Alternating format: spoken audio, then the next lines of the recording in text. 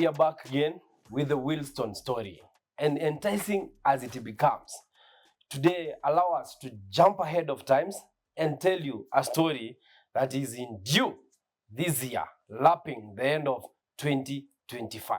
The relevancy of the episode marks 1, 2, 3, 4, 5, 6, 7, 8, 9, 10, 11, 12, 13, 14, 15, 16, 17, 18, and finally, the 19th handover of the Willstone successful projects coming in due time. On 20th of December 2025, we'll be at exit 14 along Kenyatta Road.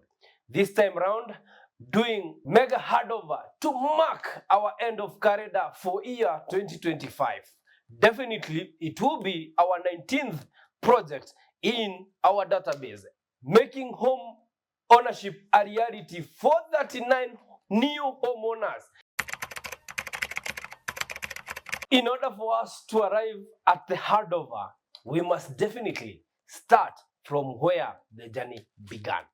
Windsor Ridge 3 was above after Windsor Court B. The reason as to why it was above after Court B had already been sold out, but the demand was still high. So that now ikatuwezesha kutafuta a space within the same location. Remember, Windsor Court B is next to Windsor 3. So it was easy for the overflow to split into the new incoming project. It is one of the estate that was challenging to begin because of the steep slope. Acha nikwambie, Kizungumkuti ilikuwa the whole parcel of land. You know where Windsor 3 is the last lot. Ni kama iko kwa foot ya hiyo shamba. And further to the end was the River Thiririka. So gradient already isha change. Ile ya kwanza ya Court B, it was manageable. Hii ya Windsor 3 was beyond. Actually, for us, it gave us some goosebumps to even imagine how the estate will look like with the steep slope, one, and again, how you stabilize the foundation of the houses. Our engineers took more than 4 months before they could figure out on how they want the houses to align each other at. Actually, by the time we are starting, we were at 30-40% sold. Umeshika? So the first thing is, after hii overflow imekuja na client washaanza kulipa, ni sisi sasa tuanze kuspidisha the checks and balances on the ground, ndio tukue certain this is the direction that we want to take. So apparently what happened is, we sent our surveyors and engineers on ground. Wakatoa mutation mzuri sana. Total acreage ikatoa 39 units. Hizi 39 units ni 50 by 100 na ni bungalows, all of them. As time came, kulikuwa na clients wengine walikuwa washalemewa other projects. That is Windsor A, Windsor B na Windsor Ridge 2. So when ulikuwa unalemewa, unaulizwa tukurifund ama tukutransfer mbele. Unasema sitaki refund, mimi ni transfer hii mbele, mnipea a longer duration. So pia among us when you walinunua new purchase, there was also some other transfers that that happened in that particular project. So apparently, when the engineer went on the ground, wakafanya VPD zao, they gave us a working formula for that particular project. The cost effect of it was now onboarding another strategy that we never used to have, that is called retaining walls. Because of the gradient difference, for stability of the house on top of the other, we had to do a lot of retaining walls in between, due to safeguard erosion na vitu kaa hizo.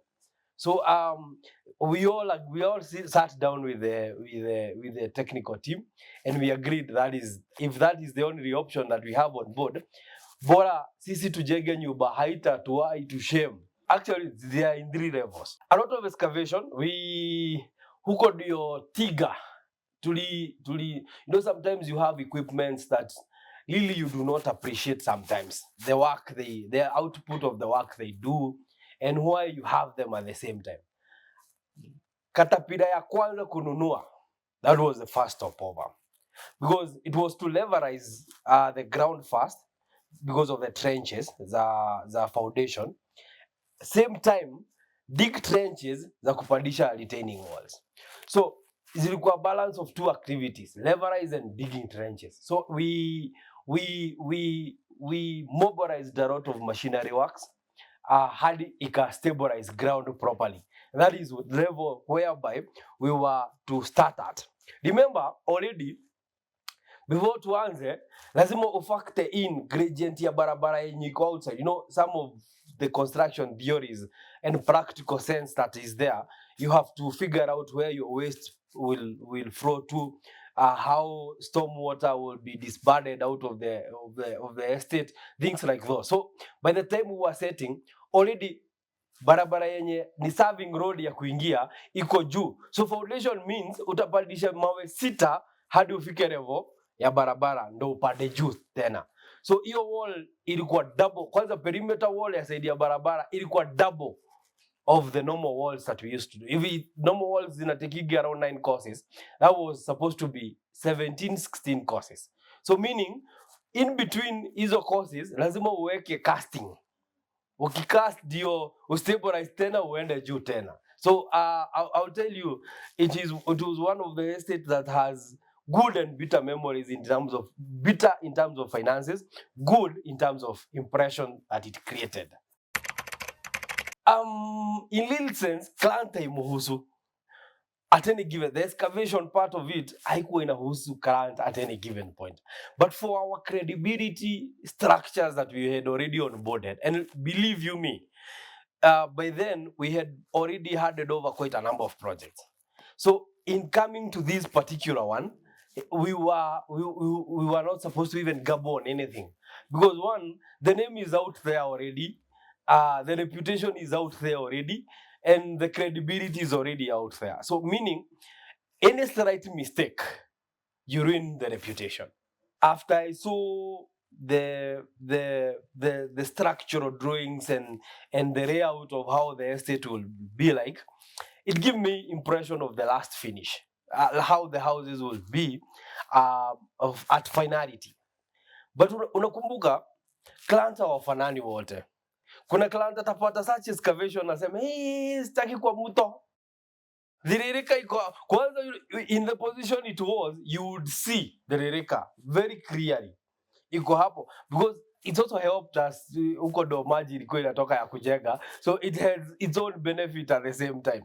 But most importantly was also not even the retaining walls at the upper part, at the down level, hapo ndo kizungumkuti iko, because hizi kware za hizi machine hizi quarry stones ndio uget a very stable ground on the far end, lazima ugeweka double walling. Ni kumaanisha instead of kuamsha wall moja, lazima ugiziamsha zikiwa mbili zipande juu zote pamoja. So clients wenye walikuwa nakuja tetezi ilikuwa hii kwa nini mnatutupa wapi? Unanipeleka kwa nitafutie nyumba iko juu. I'll tell you, we struggled with that thing even to the last letter. A biased perspective, at the site visit, where it all starts at the site visit level, clients ameingia Kenyatta Road. Pale kwa entrance kuna boge za estates ziko hapo. Kuna Ridgefront on the left, kuna Windsor Annex 1 on the right hand side. Akienda kidogo kuna Brookview 1, Brookview 2. Akishuka kidogo kuna Windsor Annex 1, 2 na kuna Ridgeview pale chini. Akipiga hiyo kona ashuke kidogo anapatana na Windsor Ridge 2, amepatana na Windsor Ridge B na Windsor Ridge A at the same time. Alafu huyo mtu umempeleka the last. If hata kama ni wewe, making that decision becomes a little bit difficult. Anaanza kufigure out, hapana, unaanza kumwambia ushaipitia njia ya Limuru, selling is also scientific. Ushaipitia njia ya Limuru, ukaona how steep it is, don't you admire those houses? We had to also bring emotions into the buying part of it. So we managed, we sold around 60-70% of it at that particular time, by the time we were beginning. And it stagnated completely. So stagnating completely was we've already started the project has already kicked off. Foundation already up and running. Engineers wamekaa huko wote. Remember, we had to make sure that it gets to a point that it is supposed to.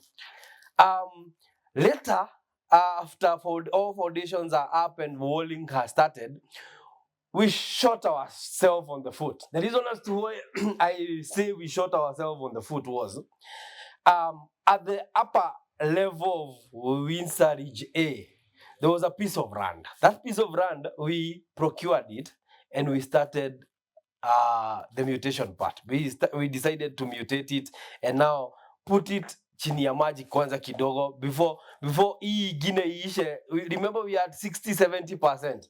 So we wanted it to be at 90-95% so that we launch the other one. Watu wa sales now na ujaja yao wote wakahold sales za huko chini. Wakasikia siri, wakahold sales za huko chini zote. Clients wanasema watafutiwe pale juu, hamwezi fungua, wanaambiwa hiyo shamba ni yenu. Si client wangu amesema kama si hapo hanunui. That is a conversation you don't like when you're in business. Client anasema kama si pale hataki hapa. So pressure came in. After a month, we decided we are losing business. Why? And we still our part of land. So we launched that project. Within no time, that is Batian Bangaros. It was around 54 units in total. So 54 units against 39. We knew by all means, acha tupandishe hii bei kidogo, ile ibaki mahali iko, tupandishe hii bei kidogo, ndio watu wa prefer huko chini na wasi prefer huko juu. I'll tell you, within 2 months, 54 are down. Sasa worst case of it was some of the 60-70% portfolio migrated from Windsor Ridge to Batian. They never cared. They never cared about the price being high.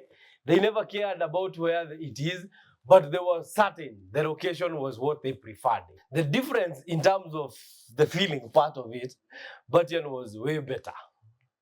But again, to discourage them, we hiked the price a little bit upper. So with the price increase in Batian, we thought it would discourage a lot of people. Huko chini, wa prefer huko chini zaidi juu ya bei. Now, the clientele in Kenyatta Road is quite diverse. They never care of how much you're selling. I will tell you with all confidence, in real estate, it is largely the price is the last resort. People look on several factors to start with. One is the accessibility. That one they don't negotiate. Even before they know the price. Windsor Ridge, we lowered it by almost $1 million. Still stuck at the price we were selling at. The Batian, we increased it at almost $2 million. You understand? But again, those that were down there moved to the Batian part. Hii mahali ilikuwa down. Hata mimi mwenyewe kidogo sikuwa naamini itauzika. Let me now give you the flip side of it. As the construction began ya Windsor Ridge, ikiendaenda ya Batian, because already it was sold out, so you cannot give out stories. So we already started the construction part for the Batian. It was easy, gradient was okay, and how the land looked like was quite okay.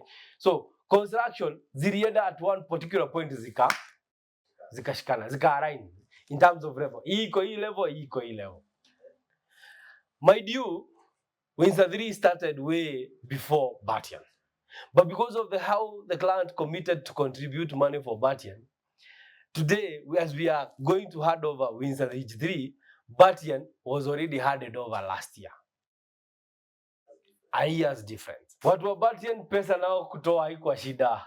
I've told you, these clients do not have money problems. Most of them do not have money problems. Provided, one, they are happy with the location. Secondly, they have a very sentimental attachment na hiyo location yenye iko. So at any given point, they will feel they are more motivated. Actually, they will even visit the site more times than they are supposed to. And number three, among the things that were they preferred Batian, one, it's the credibility of the company. So these people did not mind anything. Actually, I will tell you, before we start, there are clients who had paid to tunes of 7 million before even the project construction begins. So with the frequency of the way the nature of things were unfolding, we said if Windsor Ridge 3 is a problem because of the finances and the other one is going as it is supposed to, why not? Let's work it out. Let's hurry up Batian so that we also do not disadvantage the other clans.